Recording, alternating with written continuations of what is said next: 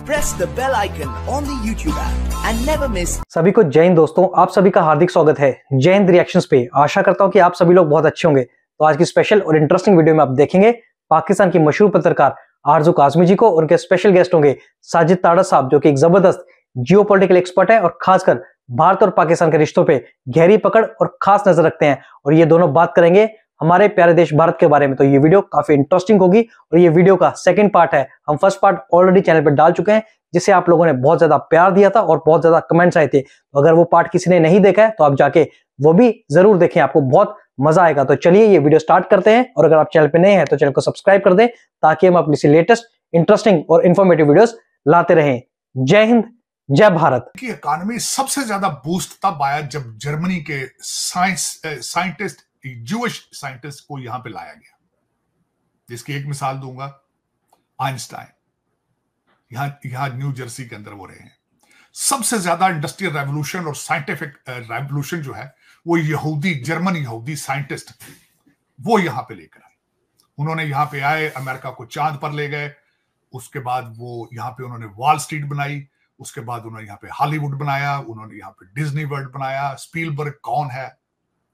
आज भी मैं ये बताना चाहूंगा आपको, टोनी बिल्किन कौन है? जूइश है।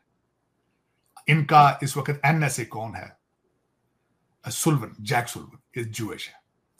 इस वक्त अगर देखा जाए, आधे कांग्रेसमैन या जूइश हैं या उनकी बीवियां जूइश हैं। उनकी तरक्की क्योंकि अमेरिका को बनाया उन्होंने, इसी वजह से उनका इन्फ्लुएंस यहां पे भी है। और जो इजराइल, जो इनकी फॉरेन पॉलिसी का हिस्सा है, यहां पे कहा जाता है कि अनकंडीशनल सपोर्ट ऑफ इजराइल।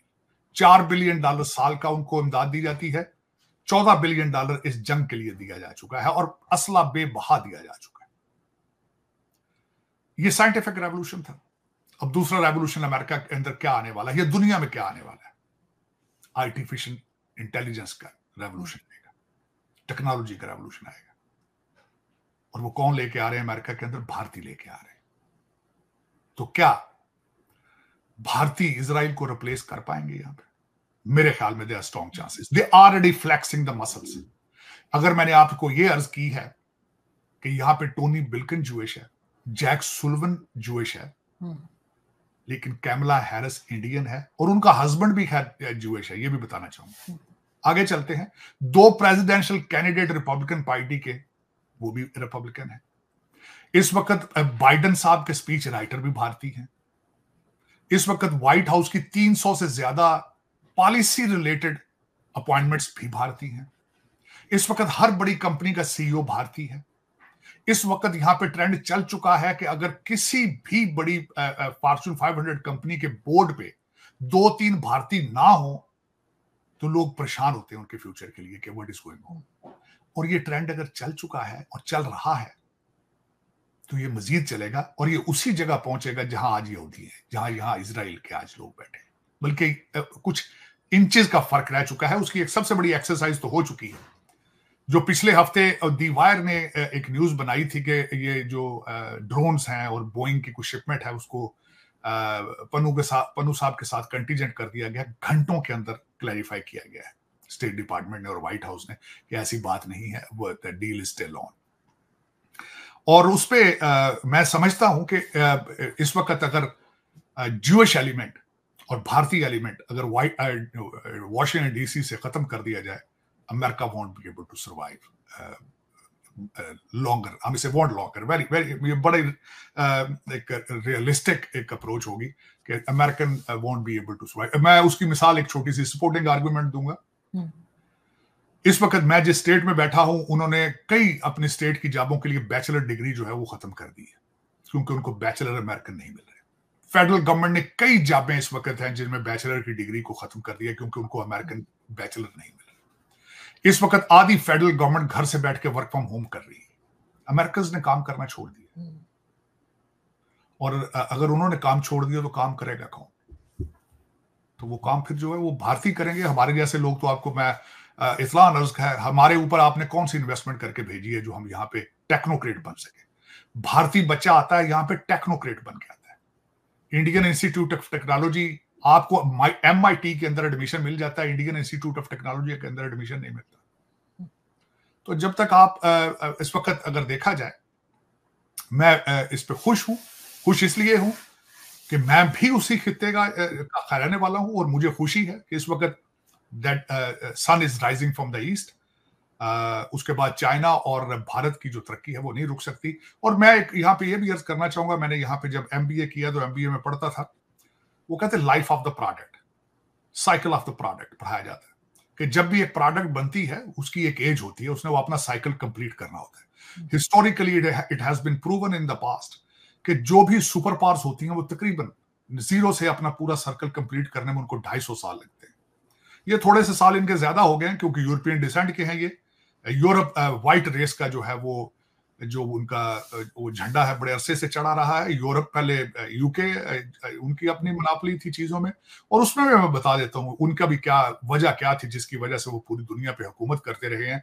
आपने वाइकिंग को देखा होगा, आपने यूके को भी मैं बताता हूँ, छोटे छोटे आइलैंड हैं, उनकी जरूरत थी, सर्वाइवल थी कि वो नई लैंड को जब तक ना ढूंढें, उसको कल्टीवेट ना करें, उसको पोजेस ना करें तो वो सर्वाइव नहीं कर पाएंगे। लेकिन जब वो निकलते थे बाहर किश्तियों पे अपने, तो 2-4 चीजें उनके डीएनए में आ जाती थी। एक तो वो अच्छे सेलर बन जाते थे, दूसरे अच्छे ट्रेडर बन जाते थे, जब जबानें सीखते थे, लोगों के साथ ट्रीट करते थे, डिप्लोमेसी सीख जाते थे।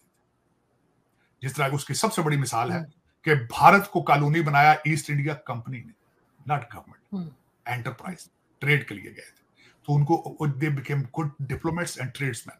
तो उस वजह से उनका सर्वाइवल था, वो चीजें थी। हमारा भी इस वक्त मैं जो भारत की तरक्की देख रहा हूं, उसके पीछे मुझे चाणक्य, उसके पीछे मुझे टैक्सला यूनिवर्सिटी, उसके पीछे मुझे मोहनजोदाड़ो, उसके पीछे मुझे इंडस सिविलाइजेशन नजर आ रही है कि इंडस सिविलाइजेशन कितनी कदीम थी। लेकिन अफसोस के साथ कि हमने उसको आगे ले जाने में काफी देर लगाई, लेकिन चले पहुंच तो रहे हैं। लेकिन हमारी देर में सबसे ज्यादा जो ज्यादतियां हमारे साथ होती हैं वो फॉरेन इन्वेडर करते रहे हैं आके। उन्होंने वो एक प्रोसेस चलने नहीं दिया जो एक साइंटिफिक था। इस पे आखिरी मैं ये बताना चाहूंगा कि जब वहां पे चाणक्य या आर्यन आए थे टैक्सला यूनिवर्सिटी में उस सिविलाइजेशन के पास, तो उनके पास वेद की किताबें मौजूद थी। 150 AD की बात कर, so it was a very civilized nation। लेकिन एक इंटरप्शन उसमें होती रही है, एक रुकावट आई, एक गैप आया उसमें।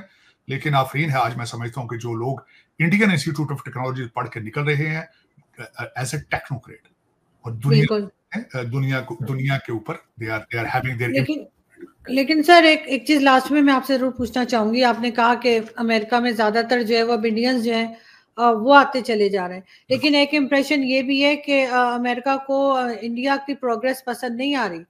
वो चाह रहे हैं कि वो उनके हाथ के नीचे ही काम करें। मैं बताना चाहता हूँ उसका एक बैकग्राउंड मौजूद है आरजू। उसकी वजह यह है कि पहले आप ये देखें कि एक व्हाइट रेस यूके जिस तरीके से आप देखें ना, आप क्या समझती हैं कि ऋषि सोनक जो है, जो इस वक्त 10 डाउनिंग स्ट्रीट के ऊपर जब वो अपनी पूजा करते होंगे या सारा को, आपका क्या ख्याल है कि व्हाइट रेस सारी उसको एक्सेप्ट करती होगी?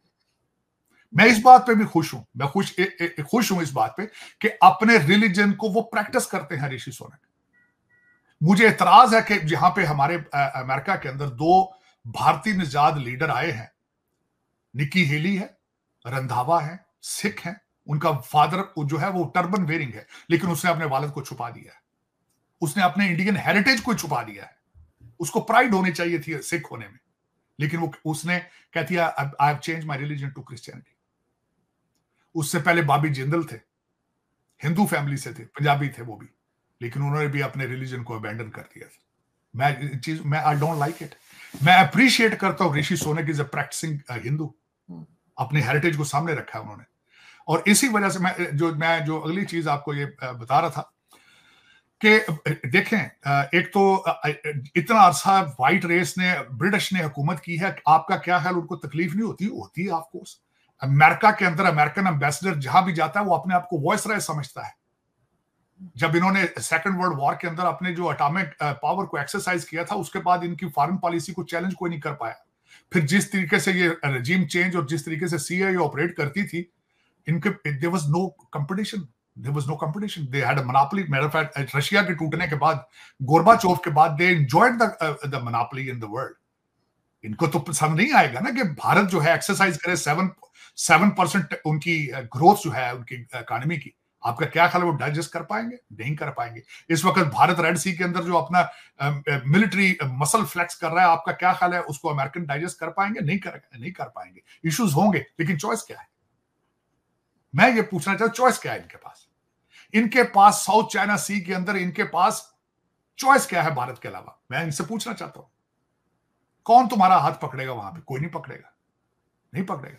और तीसरी बात यह है कि भारत की तरक्की को ये रोक किस तरह पाएंगे? किस तरह रोक पाएंगे? इनके पास सिर्फ एक ही चीज थी 18वीं सदी से आज तक, इनोवेशन। वो ओबामा साहब ने जो जब से यहां पे मरवाना लीगलाइज कर रहे हैं, एडिक्शन है।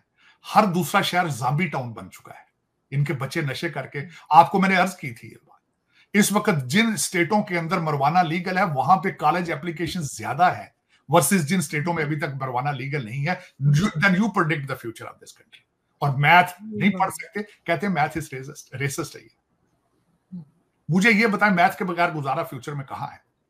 कंप्यूटर क्या है? कैलकुलेशन है, कैलकुलेटर है। जिसने फ्यूचर के अंदर मैथ और इंग्लिश नहीं पढ़नी, you won't be able to feed yourself. You won't be able to survive. English और math is a foundation of everything right now. दोस्तों, आशा करता हूं कि वीडियो को आपने अंत तक देखा होगा और हमेशा की तरह आरजू काज़मी जी और साजिद ताड़ा साहब का ये पूरा डिस्कशन और इनके पॉजिटिव एनालिसिस आपको काफी पसंद आए होंगे।